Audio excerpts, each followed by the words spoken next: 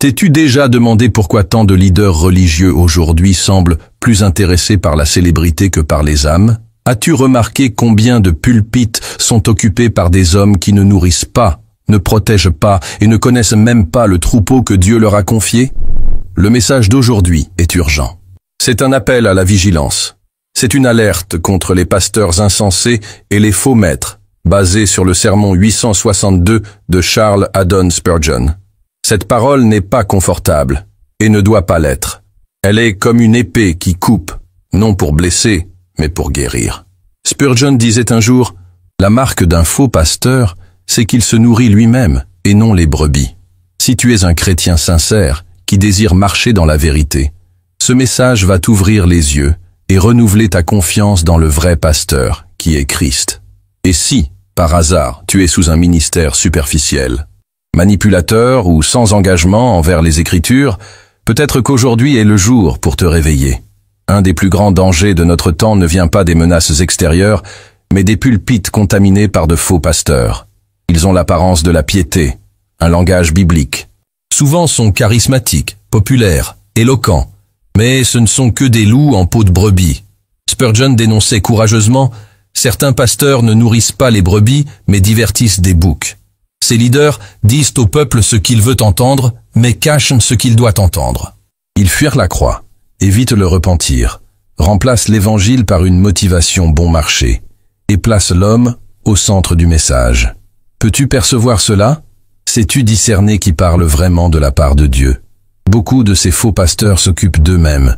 Ils construisent des royaumes personnels. Ils vivent du troupeau, mais ne vivent jamais pour le troupeau.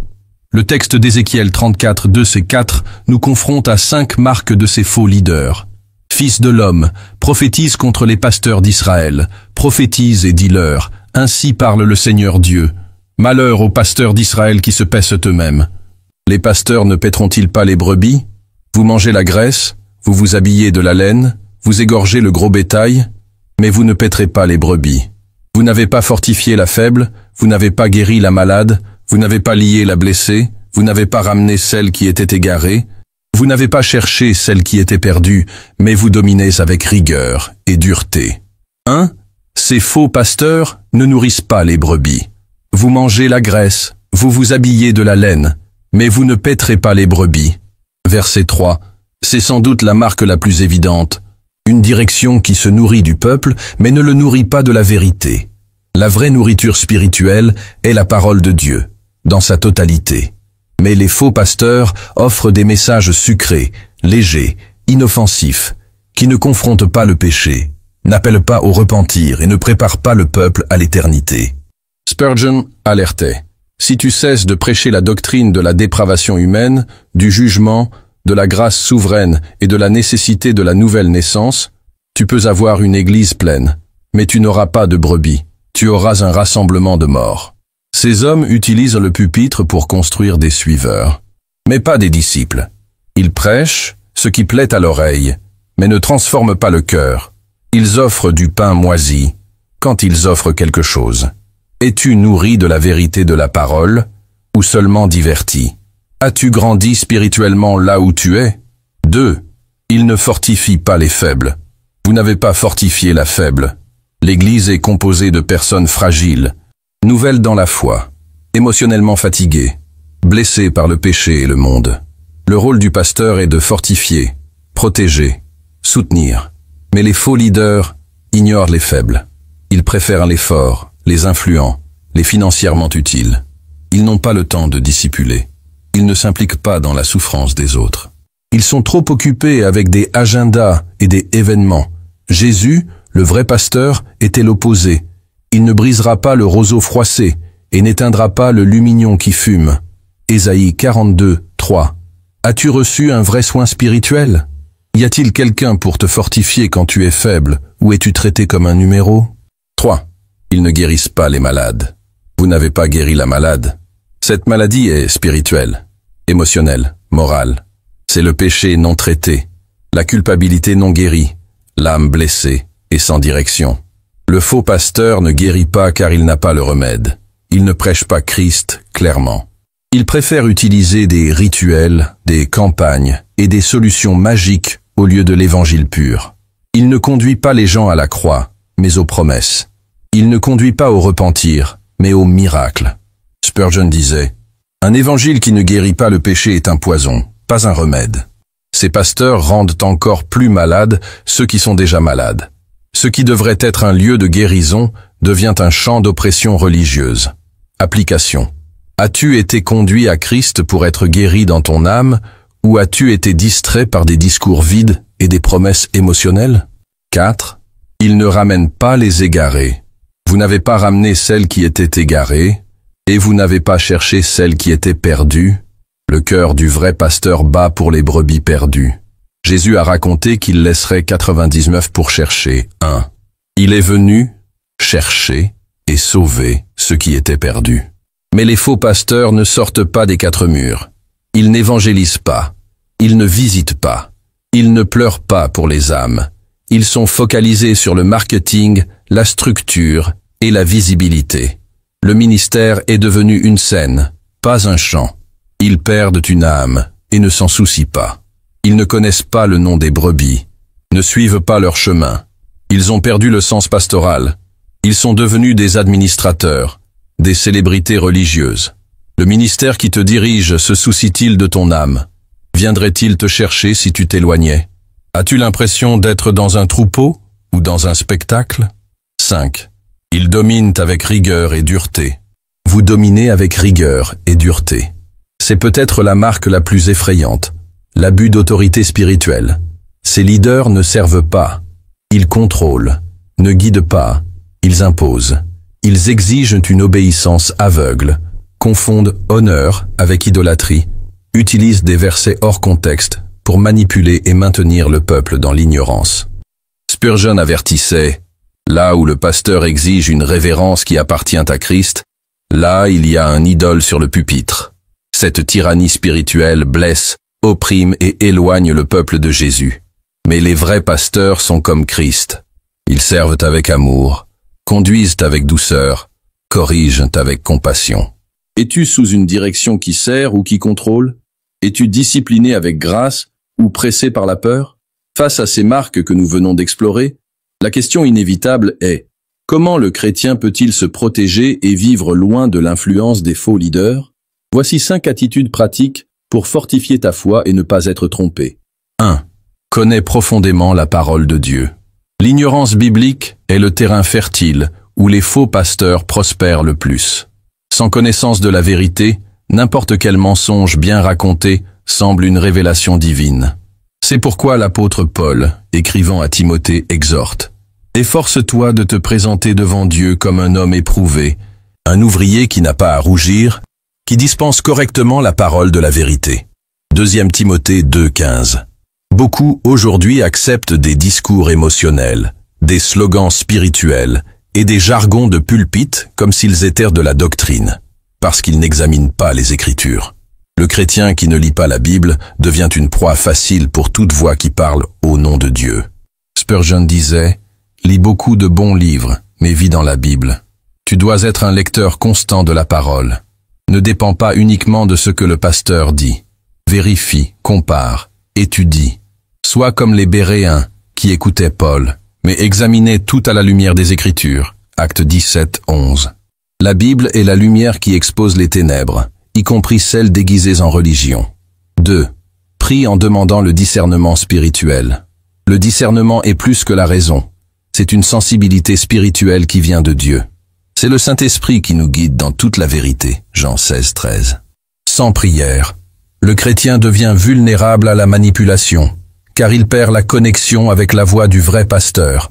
Un cœur qui prie est toujours en alerte. Mais un chrétien qui ne prie qu'en urgence perd la capacité de discerner ce qui est subtil.